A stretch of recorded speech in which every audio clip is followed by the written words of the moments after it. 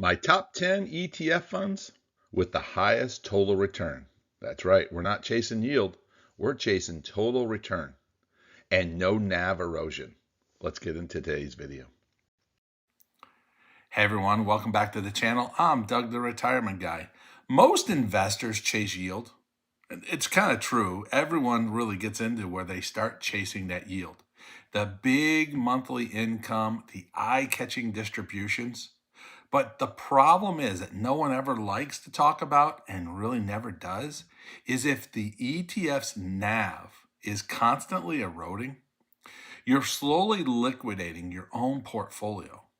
So today, I'm going to do something different. I'm breaking down my top 10 ETF funds that have delivered strong total return, include plus market performance without critical NAV erosion. Now, these are not your hype funds. These are going to be structurally sound income and growth ETFs that actually have held up over time. So let's get into today's video. The problem most investors face and what they do is they chase the yield. They look at that high monthly income, they have the eye-catching distribution rates, and it's appealing yield figures. Trust me, when I started in all this, I did the same exact thing. That the problem is you focus on yield alone and you ignore the NAV, the asset under value health. You don't look at anything deeper. You keep looking at that big number. This is a legitimate one right here. There's a fund out there that advertises 147% distribution rate.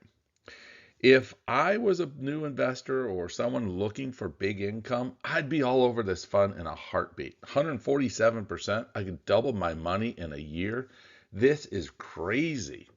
But when you do a bigger research and dig deeper into it, and I always say check underneath the hood, guess what? Here's what the fund actually has been doing.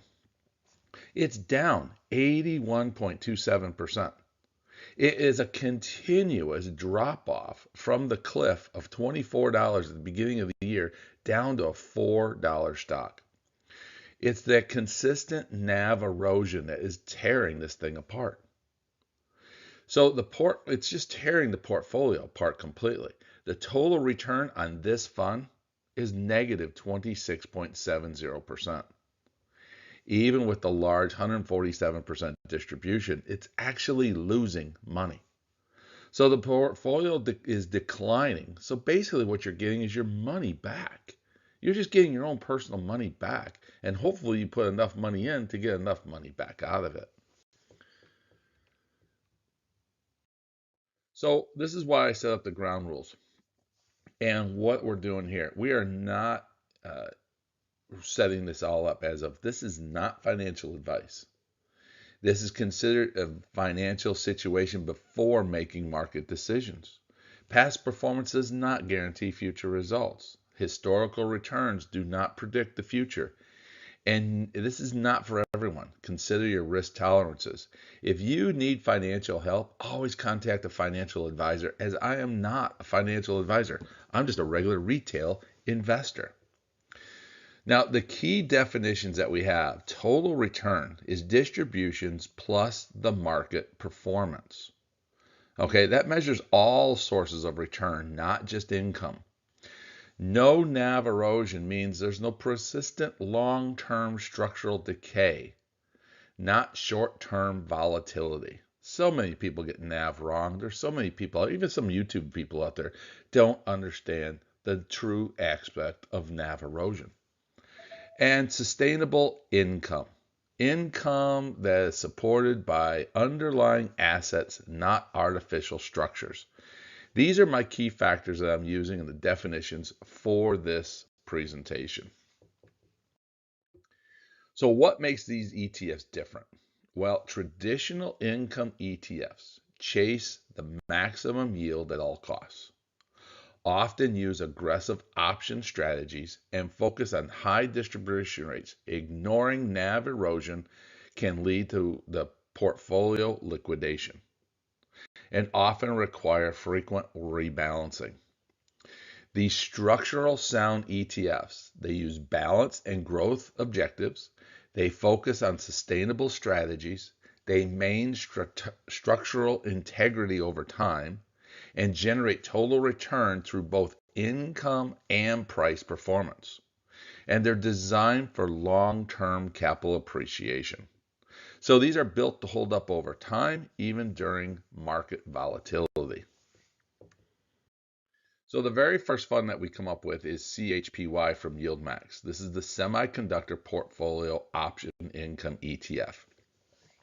Now I will tell you straight up, CHPY and YieldMax's plan, or their structure and their base of CHPY, is actually built without looking at NAV in any certain way. It is actually built that NAV erosion, because it uses a return of capital, is built into the system, and the fund has outperformed it. Because CHPY focuses on income generation with disciplined option exposure rather than aggressive premium harvesting. It makes the list because the income supported by real option income, the NAV behavior has remained relatively stable and is designed for sustainable yield, not maximum yield. This is why you don't see people bragging about Chippy. You don't see this in every report because it's the quiet, silent killer, I call it. Look at the performance of this fund. Since inception, it's over 98%. Year to date, over 10.30%, and 11.44% over the past month. So as I always say, check underneath the hood. You go underneath the hood on this fund. When this thing started off April 2nd of 2025, so we're definitely don't have a full year under it, but it already $235 million in assets. Okay, it's paying out $17.23 in dividends already, which is basically a yield about 28.71%. When you calculate that into a full year, your yield would be about 45.51%. But remember, we're not chasing yield. Look at the growth of the fund over the past 12 months. Even though it started in April 2nd, right as the tariff issue kicked in, Chippy has still done a great job of getting itself out of the April tariff and moving up forward. You look at the April market adjustments, you could look at the December adjustments, and now look what's happening in January. The fund is up 26.77%. So a total return of 77.38% from Chippy alone. We next move into KGLD, the Kurv Gold Enhanced Income ETF. We all know gold is on a major run, and gold has been continuously running with more news coming out about more tariffs, market adjustments, on and on and on. Gold is a big factor. But when you buy gold up front, how do you get money out of it? How do you get income? Well, KGLD combines gold exposure with income-producing option strategies. Gold provides that defensive ballast. Income is enhanced without leverage, and NAV stability improves during volatile markets. Its income is an inflation hedge twist. Again, this one comes into, look at since inception. 102%, bigger than what Chippy was. Year to date, 12.72, and in the past month, 11.73. Another strong runner. Pop the hood. And when we get underneath the hood, this one came out on July 8th of 2025. Now I know some of these funds are newer, but they're doing such a great job already that it's possible time to get on the boat. $61 million in assets.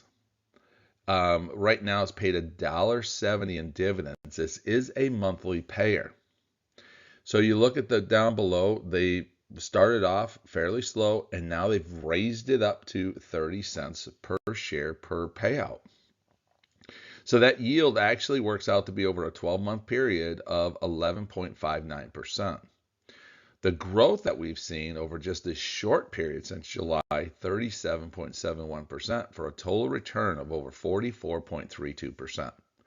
Now, the question that you ask, will gold continue on? Well, no one knows that answer.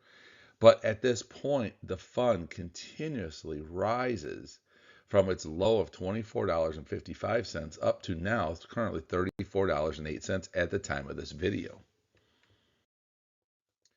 Our next one, this one here, has been doing it over and over and over because of the underlying asset that it's dealing with, and that is Nvidia.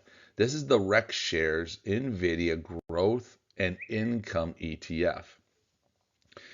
Now, NVII is a next generation income ETF that emphasizes on total return discipline.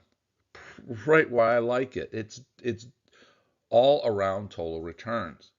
It's less aggressive payout structure. It focuses on maintaining capital and income flows tied to strategic results and not promises. Now, we always got to say this at this point. Remember, distributions and returns are never guaranteed.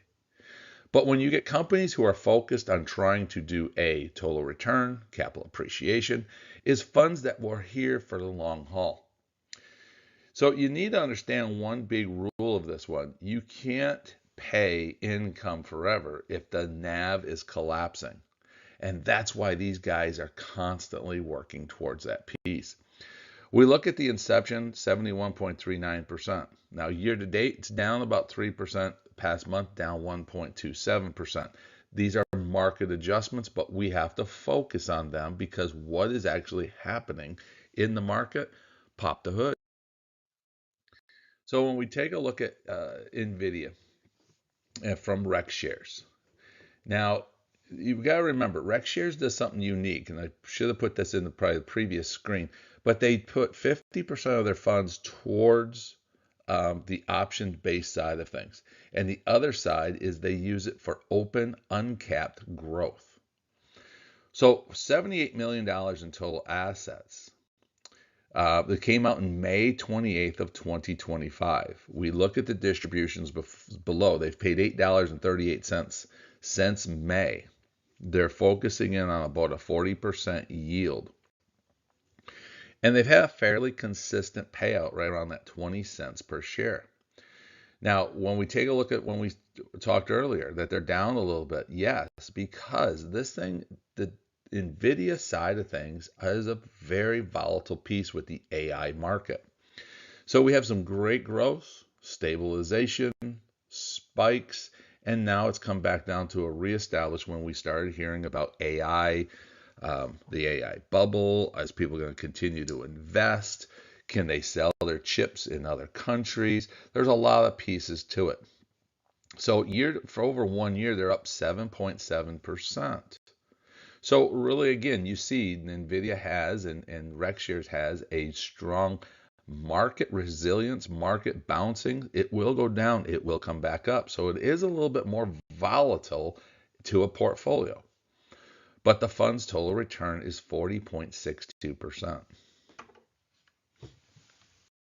Our next fund is IAUI, the NEOS Gold High Income ETF. This one I basically call a portfolio stabilizer approach.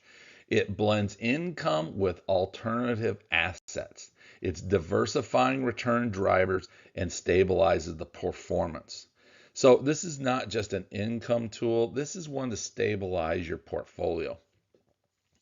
And why they earn the spot is because of the multi-income sources. The NAV supported by asset diversification. So when you look at what they're trying to do, and when we say portfolio stabilization, is the value of your portfolio over time. Equities will go up and down, while the alternative assets, they're trying to keep a more stable base. You look at what's going on here, 48% since inception, 6.81% year to date, so less than 22 days, and 6.43% over the past month. Popping the hood, $310 million in assets. The fund came out June 5th of 2025, and you can see it's had this massive run since August of all the way up because of the way gold pricing has gone as well. Distributions have done the same thing, has dramatically increased each and every month, as this is a monthly payer. So the yield that right now, it's paid out $3.85, but the yield looking forward of 12 months is 12.53%. So far, the fund is up 19.30% for a total return of 29.32%. So again, this fund is on a good run. It's as high as $60.36. So it's not in its highest peak that it's been yet, but it's in a ballpark of hitting its 52-week high. Our next fund is going to be GPIQ, the Goldman Sachs Nasdaq 100 Premium Income ETF. Now, GPIQ targets the quality income with growth participation. And why does it belong here? It's the strong balance between income and appreciation of the funds. No reckless option overlays. It's designed for longer holding periods. Now, personally, this is in my portfolio. I have to make note of that one ahead of time. And this one is in my retirement package. The reason why I say that is because it's retirement ready. And it's what we call retirement grade income. So for anyone looking for additional to their retirement package or trying to improve their package during the rebalancing periods, this is a fund to aggressively look at. Strong balance, it's excellent balance between income and appreciation. It has a very conservative approach. There's no reckless options or some crazy idea that someone come up with. And it's a longer holding periods. What they do is they have an income and growth balance. They're doing the teeter-totter effect that's balancing up growth. They're getting income, but they're also getting growth. We look at the performance since inception, 27.05%. Over the past 12 months, 18.02%. Now this includes distributions and growth of the fund.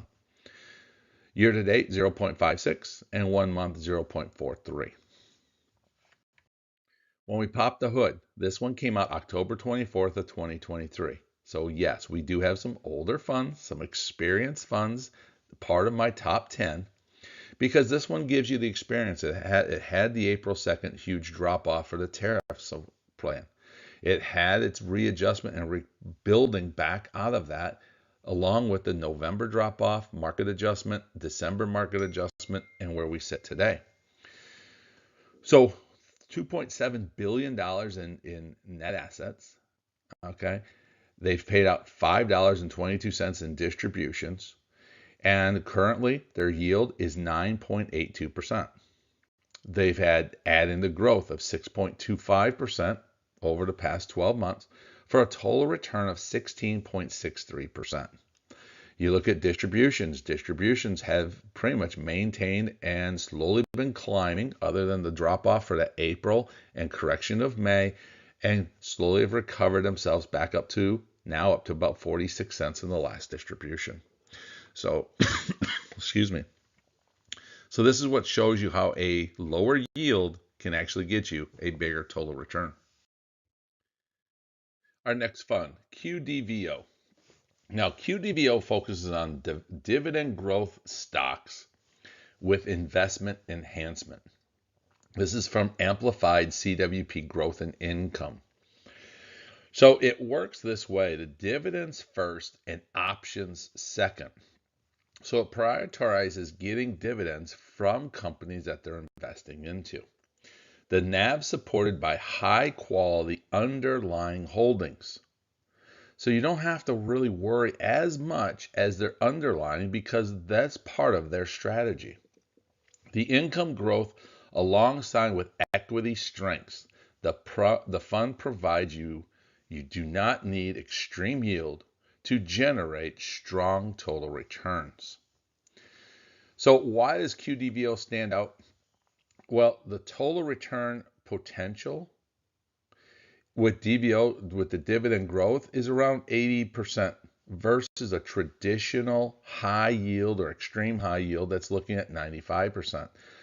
Now, those are not That's the total potential that it can attain. It's looking for a sustainable income versus other high yields are just trying to find money anywhere they can. QDVO provides that you don't need extreme yields to generate those strong total returns.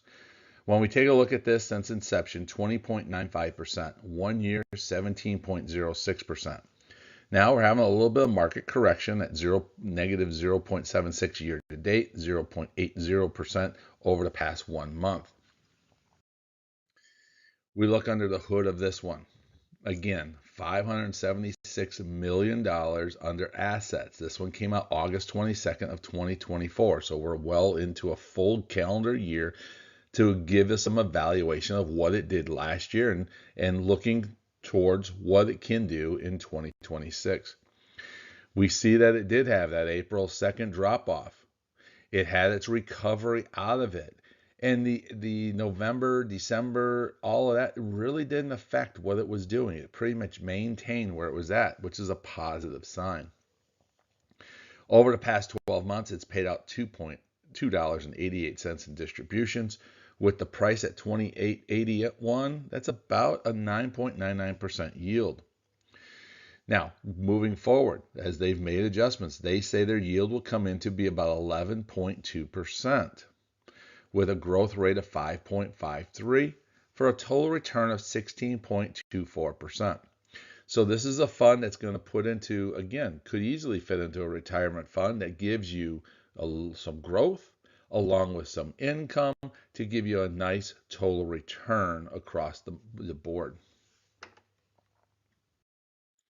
Now we get into one that's very popular out there on the marketplace, and that is going to be QQQI, the NEOS Nasdaq 100 High Income ETF. This is another fund I have to report that I personally do own.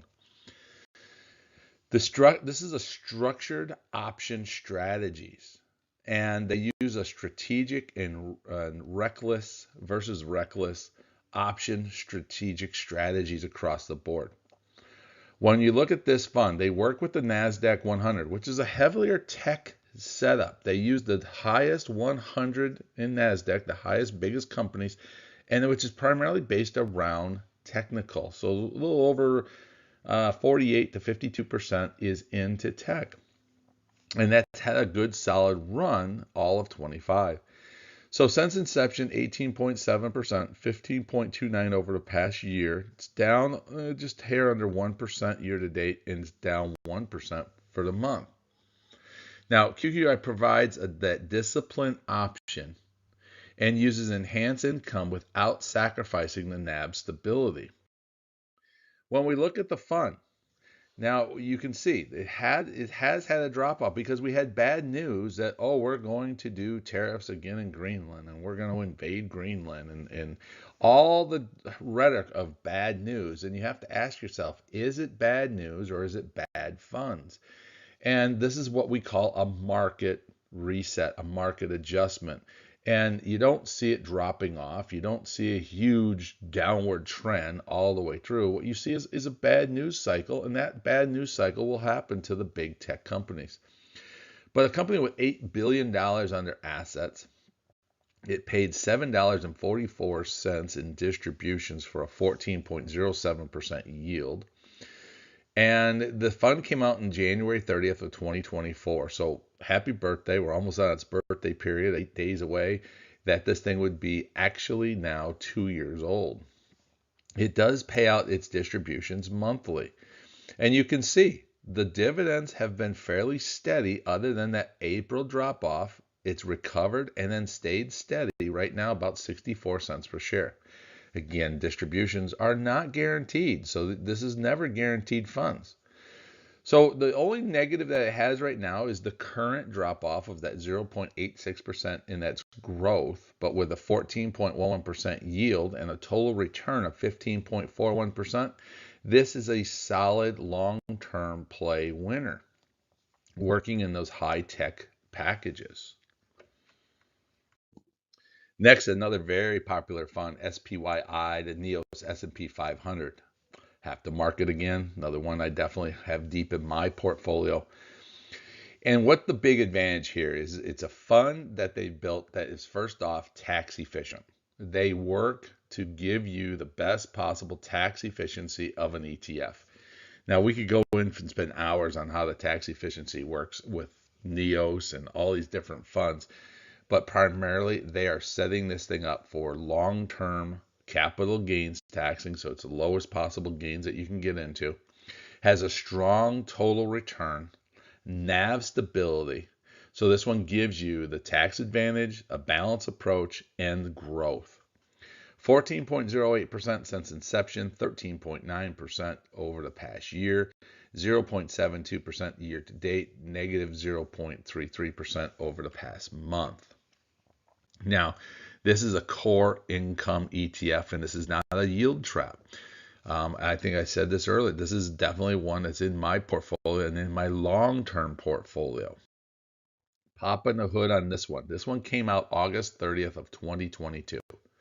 So it definitely has some history behind it. $7.34 billion in net assets. Pays out $6.15 in distributions, which is about 11.08% at the current price that it is today. The total yield will be about 12.04%. Growth, even with the adjustments, again, as we just talked about with the current news and news cycles that's gone through, it's still positive 0.64% over the past 12 months. Has it matured? Yes, definitely. As a maturing item, it basically works off the S&P. Is the S&P growing? Is it going to capture it all? No. Options and the call cover strategies stops it from the big growth of it, but it's designed for income. 14.14% total return. I said this comes out monthly as a payments, and look at the distributions. You can see the distributions. The only real V into it was that April 2nd drop off. Recovered out of that the very next month and has been fairly stable with its distributions. Now we go to the next competitor of SPYI, and that's going to be TappAlpha's TSPY, the S&P 500 Growth and Daily Income ETF. Now, TSPY delivers income using a technical option exposure to the S&P 500. The market responsive strategy. So that one word up there that you probably are questioning, what does daily mean? Well, they are resetting their option strategies daily. They are watching the marketplace. So as the market changes, they change. It adapts to the changing market conditions, and that's what that daily part of it is about. Is that instead of a company setting their option strategies looking out 30 days out or weekly or whatever, these guys are doing it daily. So they want to watch the market. They're trying to capture as much as they potentially can get out of the market. So they try to capture as much income and as volatility as they can, which generates more and more income. Now, this one avoids fixed, unsustainable distributions. Its very flexibility is what helps protect its NAV. And that's a big factor on this one, is because they're trying to push it, I call it to the extreme, but they're also maintaining their NAV by not becoming overly aggressive, and they're very flexible in what they do. 17.3% since inception, 15.10% 1 year, and it gives you the year-to-date 0.55 and 0.67 1 month. You can see the numbers are actually a little bit better than what we saw with SPYI. And these two are actually two totally different ones. SPYI is one that's working for you with the tax side of it for long-term growth in income, while this one here is looking for the big splash, the bigger income, and not so much concerned about the tax burden. We flip the page on this one. You can see the same thing. The S&P 500 is down. These two funds are operating equally. This is going to be down.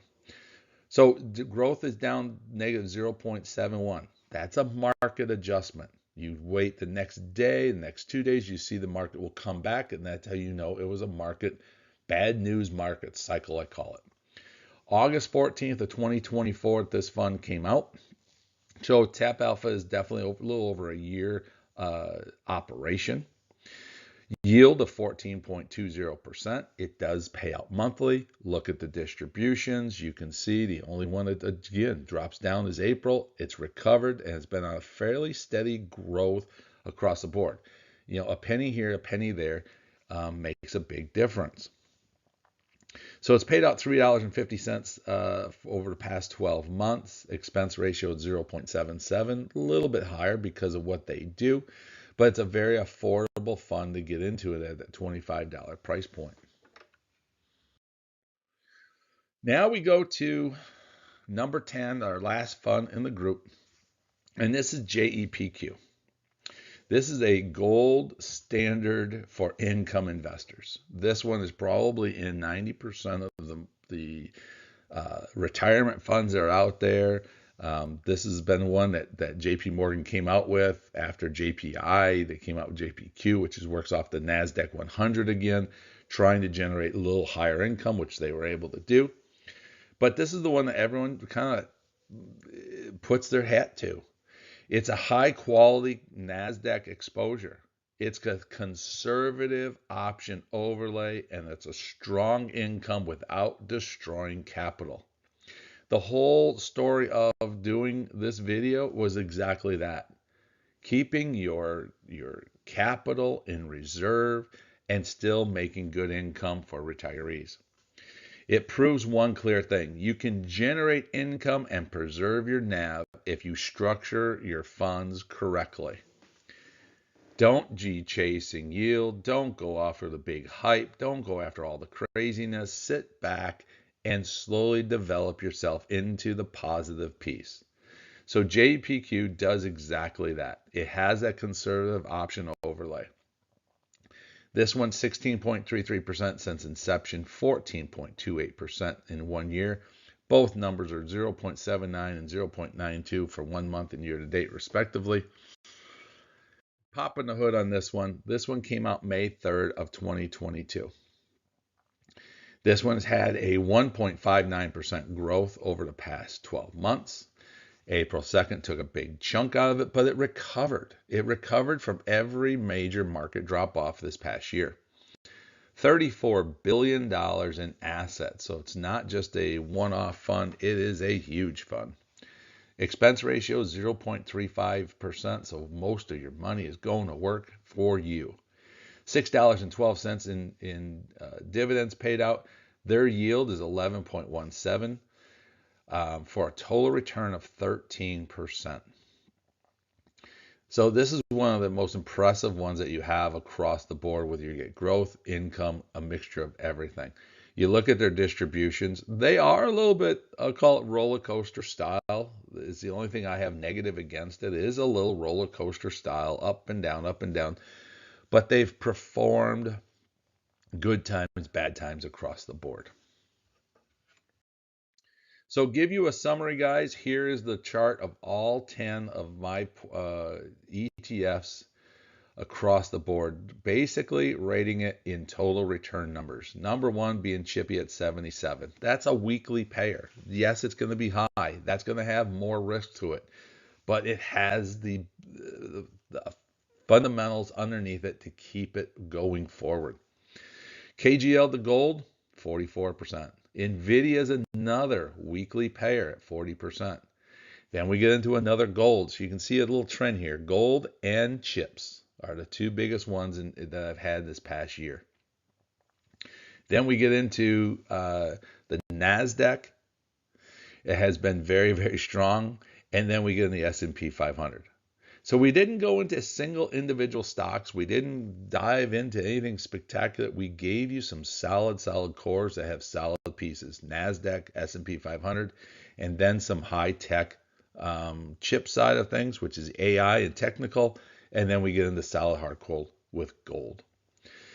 So again, chasing yields, none of these are going to be anyone bragging about their big yields that they're getting, at 10, 12%. Well, most people are talking 40, 50%, which makes people go crazy. Two of them I do have. But even the 9% are at the JPIQ. But look at the growth. in this over year. When we say, did we have a good year? A good chunk of the portfolio did very, very well with the growth. The other side has maintained. So the common success factors is they have measured income strategies. They're disciplined with their option exposures. They're real option income supported, and it's sustainable yield, not maxed out yields. Capital preserve. Every one of them was focused on their NAV, which is what you need to make sure you have. Avoiding the NAV bleed with proper assets backing and the strategic optimal implementation, you don't have that. So the key lessons to learn, high yield alone is not good. High yield alone means nothing. Total return is actually what pays for retirement. So ignoring the NAV erosion, unsustainable distributions, eventually the portfolio will have liquidations. The total return, the price, the income plus the price performance, sustainable distribution policies, and the portfolio growth over time. This is how you win. I call it the turtle and the hare. This is how the turtle wins the race every time. So next steps in further analyzation is this. If you're ready to dive deeper, these ETFs deserve further scrutiny and determine which fits your portfolio best. This is not an endorsement for any one particular fund. This is not saying these are the best, buy these. No, I don't do that. This is not what we're here about. What we're trying to do is open the door to 10 funds. Maybe only one of them fits your bill. Maybe none of them fit your bill. Maybe 5 of them fit your bill. But if you're looking for income stability, compare the distribution consistencies. Look at what we did here. Look at the charts.